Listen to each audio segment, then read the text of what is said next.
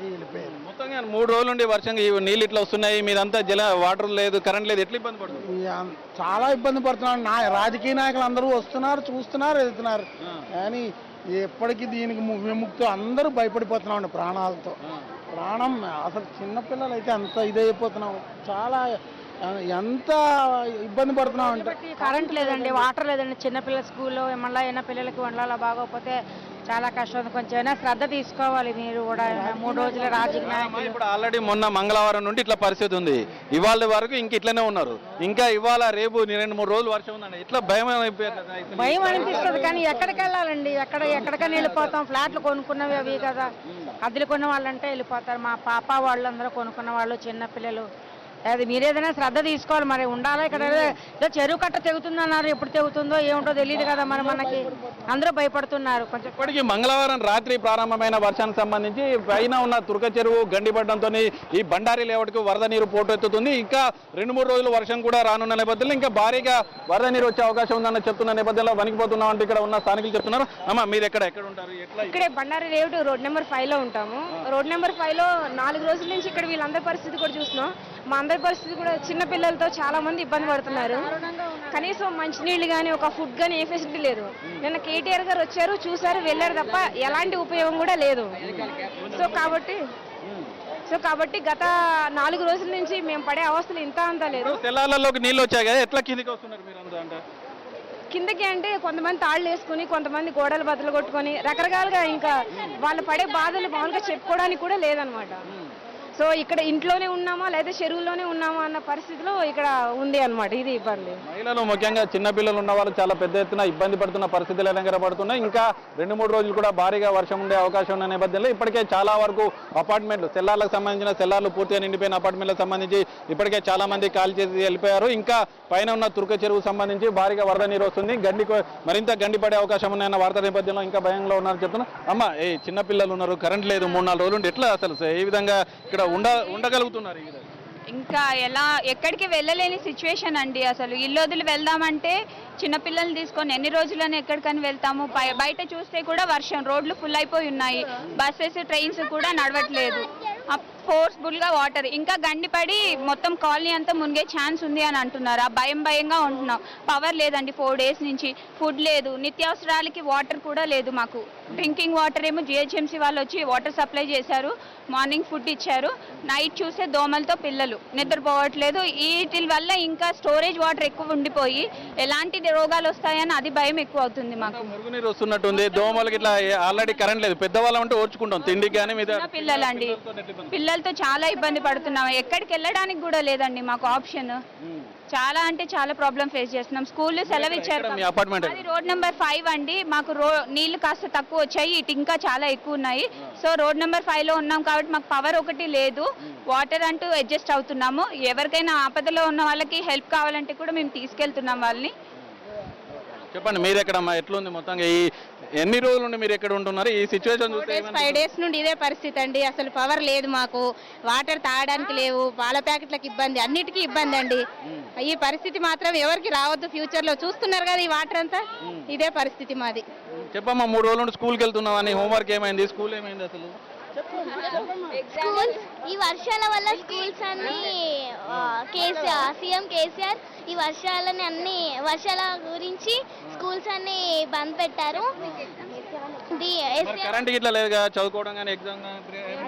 మాకు చాలా ఇబ్బందిగా ఉంది. కరెంట్ కోసమే హోంవర్క్స్ చేసుకోవడానికి లేదు, ఏదైనా SA1 ప్రాజెక్ట్స్ ఇస్తే దానికోసం కష్టంగా ఉంది. మేము చాలా ప్రాబ్లం ఫేస్ చేస్తున్నాం. మాకు కూడా SA1 ఎగ్జామ్స్ వస్తున్నాయి. ఇప్పుడు చదువుకోలేకపోతున్నాం, నైట్ టైం పవర్ ఉండట్లేదు. మేము వచ్చేసరికి 6 అయిపోతుంది, అప్పుడే నైట్ చీకటి పడుతుంది, చదువుకోలేకపోతున్నాము. ఇబ్బందిగానే ఉంది. ఇది ఇక్కడ పరిస్థితి. దాదాపుగా 3 రోజుల నుండి ఇక్కడ ఇదే పరిస్థితి ఉంది. ఇంకా పైన ఉన్న చెరువు సంబంధించి మరింత వరద పెరుగుతుంది. ఇంకా 2-3 రోజులు కూడా వర్షాలు పడే అవకాశం ఉన్నాయి. వాటర్ నిలిచిపోయిన పరిస్థితి లేదు, కానీ కరెంటు లేకపోవడం వల్ల అందులో ఉన్న వాళ్ళు ఇబ్బంది పడుతున్నారు. అదే విధంగా ఇటు నాకు లెఫ్ట్ సైడ్ లో ఉన్న ఈ అపార్ట్మెంట్ సంబంధించి చూసుకున్నట్లయితే పూర్తిగా నీటితోని సెల్లార్ పూర్తిగా నీటితో నిండిపోయింది. పైనుండి గండిపడ్డ చెరువుకు సంబంధించిన నీళ్ళంతా ఇందులోకి డైరెక్ట్ గా నేరుగా ఇదే అపార్ట్మెంట్ లోకి వస్తున్న పరిస్థితి కనబడుతుంది. ఇంకా ఈ అపార్ట్మెంట్ కి అటువైపు ఉన్న ఏదైతే కాంపౌండ్ వాల్ ప్రస్తుతానికి మనం ఎదురుగా ఉన్న గేట్ వద్ద మెయిన్ ఎంట్రన్స్ వద్ద ఉన్నాం. దానికి అటువైపు ఉన్న కాంపౌండ్ వాల్ కేవలం ఈ వరద నీటి ఉధృతికే కాంపౌండ్ వాల్ పూర్తిగా డ్యామేజ్ అయిపోయి పడిపోయిన పరిస్థితి ఉంది. 3 రోజుల నుండి అదే పరిస్థితి కంటిన్యూ అవుతుంది. ఇంకా ఒకసారి కొన్ని అపార్ట్మెంట్లో చూసుకున్నట్లయితే ఇంకా పరిస్థితి ఎక్కువగా ఉందని చెప్పుకోవాలి. ప్రస్తుతానికి నా వెనక వైపు ఉన్న రోడ్ నెంబర్ 10+ గా ఉన్న ఈ అపార్ట్మెంట్ సంబంధించి సెల్లార్లో దాదాపుగా ఒక మనిషి దాదాపుగా 6 అడుగుల ఎత్తు పైన మనిషి కూడా మునిగిపోయే స్థాయిలో వరకు పూర్తిగా సెల్లార్కి సంబంధించిన ఫ్లోర్కు దాని తాకే స్థాయిలో నీరు ఉంది. ఇంకా ముందుగా దాదాపుగా 3-4 అపార్ట్మెంట్లు ఉన్నాయి ఇటువైపు కానీ. అదేవిధంగా రైట్ సైడ్ సంబంధించిన మొత్తంగా ఈ 10 కాలనీకి ఏదైతే 10 లైన్ కానీ 10+ లైన్ కానీ ఉన్న అపార్ట్మెంట్లన్నీ భారీగా పూర్తి స్థాయిలో నిలిగిపోయి ఒక రకమైన జల దిగ్బంధంలో ఉన్నాయని చెప్పుకోవాలి. ముందు వరకు కాస్త అటు ఇటుగా సహాయ చర్యలు అందుతున్నప్పటికీ ఇక్కడి వరకు ఎవరు రావట్లేదంటూ ఇక్కడ స్థానికంగా చెప్తున్నారు. సార్ చెప్పండి, మీ ఎక్కడ మీ అపార్ట్మెంట్ ఎక్కడ, ఎలా ఉంది సిచ్యువేషన్ అక్కడ? వెంకటాద్రి ఎన్క్లేవ్ అండి మాది. 10+లో 3rd అపార్ట్మెంట్. ప్రకృతి వైపరీత్యాలు ఏమి చేయలేము. వర్షం పడుతూ ఉంది, మళ్ళీ వస్తూ ఉంది. నైట్ వర్షం పడకుండా ఉన్నట్టు తగ్గిపోయింది. లాస్ట్ వరకు తగ్గిపోయింది, మళ్ళీ వర్షం పడింది కదా వదిలేశాడు వాళ్ళు. ఇన్ఫ్లో ఎక్కువ ఉంది, అవుట్ఫ్లో లేదు. ఈ అవుట్ఫ్లోకి కొద్దిగా మీడియా వాళ్ళ ద్వారానే ఏం చేయాల్సి ఉంది. అవుట్ఫ్లో ఇక్కడ చెరువు నుండి అయితే డైరెక్ట్ గా వస్తున్న నీళ్ళు అయితే కనబడుతున్నాయి. ఈ వచ్చిన నీళ్లు ఎటువైపు వెళ్ళాలి? వచ్చిన వైపులో రెడ్డి కాలనీ నుంచి వెళ్ళాలి అవుట్ అయితే. ఈ పక్కన లేఅవుట్లో చూడడానికి వచ్చాము, బండా లేఅవుట్. అది ఇక్కడ చాలా ఘోరంగా ఉంది పరిస్థితి. ఈ 3 డేస్ నుంచి ఇక్కడ తాగడానికి కానీ లేకపోతే వాళ్ళు వసతులు సరిగ్గా లేవు ఇక్కడ. ఇప్పుడు ఈ రోజునే వచ్చి అధికారులు అందరూ అలవాటు చేస్తున్నారు. చాలా ప్రాబ్లమ్స్ ఎదుర్కొంటున్నారు. ఇక్కడ వాటర్ ఎంత కలుషితం అయిపోయింది. దీనికి చాలా చెప్పండి, ఇక్కడ ఆల్రెడీ 3 డేస్ నుండి ఇట్లనే ఇదే స్థాయిలో వాటర్ ఇక్కడనే నిలిచిపోయి ఉంది. ఇంకా రేపు ఎల్లుండి కూడా ఇంకా గండి కానీ వచ్చే అవకాశం ఉంది. ఒకవేళ మనకి ఇదే విధంగా ఉంటే ఒకవైపు మురికి నీళ్ళు వస్తుంది, దోమలు ఉన్నాయి, ఇప్పటికే కరెంట్ లేదు, ఏ విధంగా ఇబ్బంది పడుతున్నాం? చాలా ఇబ్బందిగా ఉన్నారు. అందరు అపార్ట్మెంట్ నుంచి 20-30 అపార్ట్మెంట్లు ఉంటే 20 మంది ఖాళీ చేసి వెళ్ళిపోయారు. ఇక 10 మంది ఉన్నారు. చాలా ప్రాణాపాయ స్థితిలో ఉన్నారు. పాలు లేవు, నీళ్లు లేవు. ఇవాళ కొంచెం సప్లై చేశారు. పోలీస్ వ్యవస్థ మాత్రం బాగుంది, వేరేది ఏది లేదు. అంటే ఏ విధంగా పోలీసు వాళ్ళు మాకు మొన్నటి నుంచి కూడా చాలా సాయం చేస్తున్నారు. ఎక్కడ ఏంటి అనేది తెలుసుకుంటున్నారు. వాళ్ళు బాగా సాయం చేస్తున్నారు. పోలీస్ వ్యవస్థ మాత్రం చాలా బాగుంది. మిగతా వాళ్ళు అంటే మిగతా రెవెన్యూ డిపార్ట్మెంట్ వాళ్ళందరూ వస్తున్నారు పోతున్నారు. RSS వాళ్ళు ఇవాళ వచ్చారు సార్. కొంచెం ఆల్ బాగుంది. చెప్పండి, మీరు ఎక్కడ అండి? మీ అపార్ట్మెంట్? మాది పాండురంగా అండి. మేము నిన్నటి నుంచి బాగా సఫర్ అయ్యాము. మేము ఈరోజు కొంచెం రిలీఫ్ ఉంది మాకు. కొంచెం ఈరోజు వాటర్ అంటూ ఏం లేవు. నిన్నటి వరకు బాగా సఫర్ అయ్యామండి. సార్ ఎక్కడ మీ ఇల్లు, ఎక్కడి నుండి వస్తున్నారు? ఎక్కడ మీ అపార్ట్మెంట్ ఎక్కడ? ప్రియా రెసిడెన్స్ అండి. ఇదే రోడ్ నెంబర్ 10లో. ఇప్పటి వరకు అందరూ వస్తున్నారు, చూస్తున్నారు, వెళ్తున్నారు. కానీ అక్కడ నుంచి వాటర్ రెసిడెన్సీ మొత్తం వాటర్తో సెల్లార్ మొత్తం నిండిపోయిందండి. కంప్లీట్ గా కిందికి దిగడానికి కూడా లేదు. Almost water level chest levels వస్తున్నాయి, కానీ ఎవరు రావట్లేదు. సో ఆల్మోస్ట్ అపార్ట్మెంట్ మొత్తం కాల్ చేసి మేడంతో కానీ పాపతో ఏ విధంగా కిందికి రావడం జరిగింది? ఎక్కడికి వెళ్తున్నారు? అంటే వీళ్ళ రిలేటివ్స్ ఉన్నారు, అక్కడికి వెళ్తున్నామండి. అక్కడ అంటే కంప్లీట్గా వాటర్ లెవెల్ ఉన్నా కానీ ఇంకా తీసుకెళ్ళక తప్పట్లేని పరిస్థితి. ఈ వాటర్ లేవు, ఫుడ్ అవి ఏం లేదు. సో ప్రాబ్లమేటిక్గా ఉందని చెప్పేసి తీసుకెళ్తున్నాం. కరెంట్ లేదు, మీకు కింది కూడా వచ్చే పరిస్థితులుగా ఏ విధంగా సఫర్ అవ్వడం జరిగింది? చిన్న పిల్లలు కూడా ఉన్నారు. అంటే మధ్యలో వాళ్ళు నిన్నటి నుంచి వాటర్ ప్యాకెట్స్, ఫుడ్ అలా సప్లై చేస్తున్నారు కాబట్టి కొద్దిగా ప్రాబ్లం ఏం లేదండి. కాకుంటే మరీ సివియర్గా ఉంది. పిల్లలు స్కూల్ పంపించాలన్నా, ఎటు కిందికి దింపాలన్నా మరీ కష్టమైపోతుంది. మేడం మీరు కానీ ఏ విధంగా ఇక్కడ ఏదైతే ఒకవైపు దాదాపుగా 30-40 అపార్ట్మెంట్లకు సంబంధించి వరదల్లో చిక్కుకుపోయిన నేపథ్యంలో ఇప్పటికే దాదాపుగా 30 నుండి 20-30 వరకు అపార్ట్మెంట్లు ఖాళీ చేయాల్సి వచ్చింది. వాళ్ళ బంధువుల ఇళ్లలోకి వెళ్తున్నారు. ఏదైతే ల్యాడర్స్ ద్వారా కింద సెల్లార్లకు సంబంధించి కిందికి రాలేని పరిస్థితి నేపథ్యంలో వాళ్ళని వేరే ప్రాంతాలకు బంధువులు ఎవరైనా ఉంటే అక్కడికి వెళ్ళామంటూ చెప్తున్నారు. అక్కడ తీసుకుందాం, ఓకేనా? ఇంకా బండారి లేఅవుట్ నుండి 3 రోజుల నుండి అదే పరిస్థితి కంటిన్యూ అవుతుంది. ఇంకా ఒకసారి కొన్ని అపార్ట్మెంట్లో చూసుకున్నట్లయితే ఇంకా పరిస్థితి ఎక్కువగా ఉందని చెప్పుకోవాలి. ప్రస్తుతానికి నా వెనక వైపు ఉన్న రోడ్ నెంబర్ 10+ గా ఉన్న ఈ అపార్ట్మెంట్ సంబంధించి సెల్లార్లో దాదాపుగా ఒక మనిషి దాదాపుగా 6 అడుగుల ఎత్తు పైన మనిషి కూడా మునిగిపోయే స్థాయిలో వరకు పూర్తిగా సెల్లార్కి సంబంధించిన ఫ్లోర్కు దాని తాకే స్థాయిలో నీరు ఉంది. ఇంకా ముందుగా దాదాపుగా 3-4 అపార్ట్మెంట్లు ఉన్నాయి ఇటువైపు కానీ. అదేవిధంగా రైట్ సైడ్ సంబంధించిన మొత్తంగా ఈ 10 కాలనీకి ఏదైతే 10 లైన్ కానీ 10+ లైన్ కానీ ఉన్న అపార్ట్మెంట్లన్నీ భారీగా పూర్తి స్థాయిలో నిలిగిపోయి ఒక రకమైన జల దిగ్బంధంలో ఉన్నాయని చెప్పుకోవాలి. మొత్తంగా 40 ఫీట్ల ఇన్ఫ్లో ఉంటే 2 ఫీట్లు మాత్రం అవుట్ఫ్లో ఉంది. అక్కడ కింద వాళ్ళు ఒప్పుకోవడం లేదు. పైన ఏదో చేపల చెరువు సందర్భంగా రాజకీయాల కారణంగా ఇదంతా జరుగుతుందంటూ చెప్తున్నారు. చెప్పండి, ఏం శాశ్వత పరిష్కారం? యుద్ధ ప్రాతిపదిక శాశ్వత పరిష్కారము ఆ తొలగ చెరువుని ఎలా ఇంప్లిమెంట్ చేస్తారో, ఏ విధంగా దాన్ని ఇది చేస్తారు, దాన్ని స్ట్రాంగ్ గా కట్టుదిట్టం చేస్తారు, దానికి వాటర్ ఏ విధంగా పంపిస్తారు, అవన్నీ ప్లాన్ చేసుకుని మీరు చేయాలి సార్. గవర్నమెంట్ తరఫున మీరు మాట్లాడి చేయండి సార్. మీ ఛానల్ చెప్పండి, మీరు పంచాయతీ తరఫున వాటర్ ఏ విధంగా అందించడం జరుగుతుంది ఇక్కడ వాళ్ళకి? మేము ఇక్కడ బాచ్పల్లి గ్రామ పంచాయతీ మాది 4 days నుంచి వాటర్ చాలా ప్రాబ్లం లేదు, తిండికి ప్రాబ్లం ఉంది సార్ వీళ్ళకు. ఈయన అక్కడ గండి కొట్టి వాటర్ ఏమో ఇక్కడ బాగా 4 రోజులు వర్షం రావడం వల్ల వీళ్ళకు ఇబ్బంది సార్. వీళ్ళకైతే మేము ఎన్ని బబుల్స్ తీసుకురావడం జరిగింది మీ పంచాయతీ తరఫున ఇప్పటి వరకు? ఎంత మంది? 500-600 తెచ్చాం సార్. 3 to 4 days నుంచి 5 బబుల్స్ తెచ్చి వాళ్ళకు సర్వ్ చేస్తాం సార్. ఫుడ్ కానీ అది కానీ ఏదైనా మా పంచాయతీ తరఫున మేము చేసాక సాయం చేస్తున్నాం సార్, వాళ్ళకి ఏం ఇబ్బంది లేకుండా. ముఖ్యంగా నిజాంపేట పంచాయతీ సంబంధించిన ఈ బండారి లేఅవుట్ అయినప్పటికీ బాచుపల్లి పంచాయతీ ద్వారా ఇక్కడ వాటర్ అందించే విధంగా వాటర్ అదే విధంగా ఫుడ్ అందిస్తూనే ఉంటున్నారు. అదేవిధంగా ఫైర్ డిపార్ట్మెంట్ కూడా ఇక్కడ సంబంధించిన సహాయ సేవలు అందిస్తారు. సార్, ఫైర్ డిపార్ట్మెంట్ తరఫున ఇక్కడ ఎలాంటి చర్యలు? సార్, సెల్లార్లో వాటర్ వచ్చేస్తే అక్కడ నుంచి మేము 3 days నుంచి బెయిల్అవుట్ చేసాం వాటరు సెల్లార్లోకి వెళ్ళి. ఇప్పుడు సెల్లార్లో నిండిపోయిన తర్వాత రోడ్ల మీదకి వచ్చేసాయండి నీళ్లు. అయితే ఇన్ఫ్లో ఇక్కడ నుంచి కాలనీలోకి, బండారి లేఅవుట్ కాలనీలోకి ఇన్ఫ్లో దాదాపు 1 feet వస్తుంది, అవుట్ఫ్లో హాఫ్ ఫీట్ హైట్లో పోతుంది. కనుక ఈ వాటర్ అనేది దాదాపు ఒక 3 feet వాటర్ ఈ రోడ్ల మీద, ఈ కాలనీలో మొత్తం దాదాపు 3 feet వాటర్ ఉంది. ఈ ఇన్ఫ్లో తగ్గితే, ఈ వాటర్ తగ్గిన తర్వాత మేము ఈ సెల్లార్లోకి వెళ్ళి వాటర్ బెయిల్అవుట్ చేసి బయటికి పంపించగలుగుతాం. అప్పటి వరకు మేము వెయిట్ చేస్తున్నాం. ఇన్ఫ్లో ఎప్పటి వరకు తగ్గిద్ది అనుకుంటున్నాం? ఇన్ఫ్లో రెయిన్ రాకపోతే ఒక మార్నింగ్ వరకు తగ్గిపోతుంది అనుకుంటున్నాం. ఇన్ఫ్లో రెయిన్ వస్తే మళ్ళీ మనం కంట్రోల్ అయిపోయి డిజాస్టర్ అవుతుంది. ఎంతమంది సిబ్బంది ఉన్నారు? ఎన్ని ఫైర్ ఇంజన్లు ఈ సెల్లార్లో ఉన్న వాటర్ తొలగించడానికి? దాదాపు 3 days నుంచి 8 ఫైర్ ఇంజన్లు పనిచేస్తున్నాయండి ఇక్కడ. డీవాటరింగ్ పంపులు, ఫైర్ ఇంజన్లు 8. తర్వాత సిబ్బంది 60 మంది సిబ్బంది ఉన్నారు ఇక్కడ. 60 మంది సిబ్బంది ఉన్నారు. తర్వాత డే అండ్ నైట్ ఇక్కడనే ఉన్నారు వాళ్ళు. ఇంకా special team 60 members training school నుంచి ట్రైనీస్ని తీసుకొస్తున్నాం. వాళ్ళు 7 o'clock వరకు, ఈవినింగ్ వరకు వస్తారు. నైట్ మొత్తం ఇక్కడే ఉంటామండి.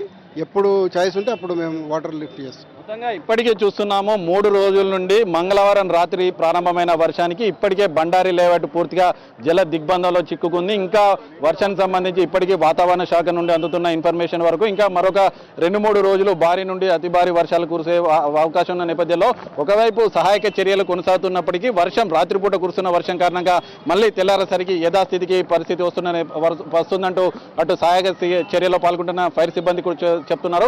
వర్షం కనుక ఆగినట్లయితే నీటిని తొలగించి ఏదైనా చేయవచ్చు, కానీ ఇదే కనుక ఉన్నట్టయితే ఒక విపత్తులాగా భావించాల్సి వస్తుందని చెప్తున్నారు. ఒకవైపు కరెంటు లేక 3 రోజుల నుండి నరక యాతన అనుభవిస్తున్నాం. జైళ్లలో కూడా ఇలాంటి పరిస్థితి ఉండదు. జైళ్లలో కూడా అన్ని ఫెసిలిటీస్ ఉంటాయి. కరెంటు లేదు, వాటర్ లేదు, అదేవిధంగా ఫుడ్ లేదు. చిన్నపిల్లలకు సంబంధించి చాలా ఇబ్బంది పడుతున్నాము. తినడానికి తిండి లేదు. ఏంటి నరకం? ఖచ్చితంగా ఈ దాని నుండి మాకు రిలీఫ్ ఇవ్వాలి. ఖచ్చితంగా ఒక ఆర్మీని రంగంలో దింపాలంటూ ఒకవైపు డిమాండ్ చేస్తున్న పరిస్థితి కనబడుతుంది. అదేవిధంగా శాశ్వత పరిష్కారం కూడా చూపాలంటూ బండారి లేఅవుట్లో నివాసం ఉంటున్న మొత్తం ఈ 40 అపార్ట్మెంట్లకు సంబంధించి ఇప్పటికే దాదాపు 30 ఖాళీ అయ్యాయి. మిగతా ఉన్న వాళ్ళు కూడా చెప్తున్నారు మేము కూడా ఖాళీ చేయాల్సిన పరిస్థితి కూడా ఉందంటూ ఆవేదన వ్యక్తం చేస్తున్నారు. వీడియో జర్నలిస్ట్ శ్రీనివాస్తో ప్రదీప్, సాక్షి టీవీ, హైదరాబాద్. కూకట్పల్లి నుంచి మెదక్ వైపు ఉన్నవే నిజాంపేట, ప్రగతి నగర్, బాచ్పల్లి గ్రామాలు. పేరుకు పల్లెలే అయినా పూర్తిగా పట్టణంలా కనిపించే ఈ ప్రాంతాలు ఓ రకంగా సబర్బన్ ఏరియాలు. హైదరాబాద్కు దగ్గరలోనే ఉన్న ఇవి జీహెచ్ఎంసీలో భాగం కాదు.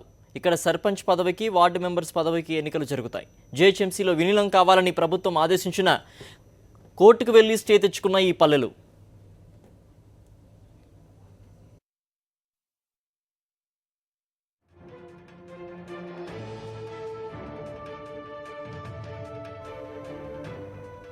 నిజాంపేట పరిధిలో ఉన్నదే బండారి లేఅవుట్. బండారి ఇంటి పేరుతో ఉన్న ఓ పెద్దాయన ఈ స్థలంలో లేఅవుట్లు వేసి విక్రయించారు. తర్వాతి కాలంలో ఇక్కడ అన్ని అపార్ట్మెంట్సే వెలిశాయి. నగరంలో ఉన్నట్లే డ్రైనేజీ వ్యవస్థ ఏర్పాటు చేయాలని భావించారు. అయితే పంచాయతీ పరిధిలో ఉండడంతో ఆ పని ఇక్కడ పూర్తి కాలేదు. పైగా పంచాయతీ కావడంతో పర్మిషన్ల విషయంలో బోలెడు అక్రమాలు జరిగాయి. ఎలాంటి నియమ నిబంధనలు అనుసరించకుండానే ఇష్టానుసారంగా అపార్ట్మెంట్స్ కట్టేశారు.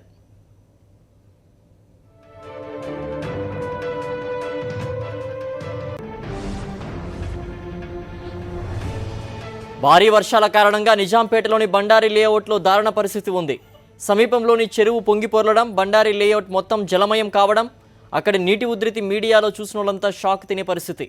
చాలా తక్కువ వ్యవధిలో హైదరాబాద్లో అత్యంత వేగంగా అభివృద్ధి చెందిన ప్రాంతం ఏదైనా ఉందంటే అది నిజాంపేట అనే చెప్పాలి.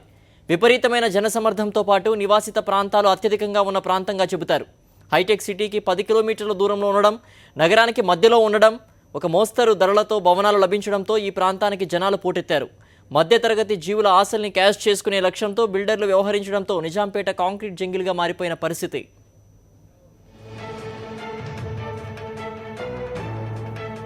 ఇరుకైన రహదారులు, సన్నగా ఉండే సందుల్లో కళ్ళు చెదిరే బిల్డింగ్లు నిజాంపేటలో బోలెడని కనిపిస్తాయి.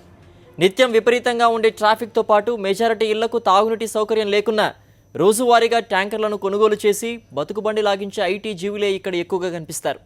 అలాంటి నిజాంపేటలోని ఒక ఫేమస్ ప్లేస్గా బండారి లేఅవుట్గా చెప్పాలి.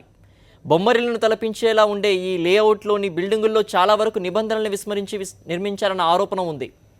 అయితే ఇలాంటి విషయాలపై అవగాహన పెద్దగా లేని ఐటీ జీవులు తమ కష్టార్జితాన్ని ఇక్కడ కుమ్మరించడం, కనీస మౌలిక వసతులు లేకున్నా బతికేయడం ఏళ్లకు ఏళ్లుగా ఒక అలవాటుగా మారింది.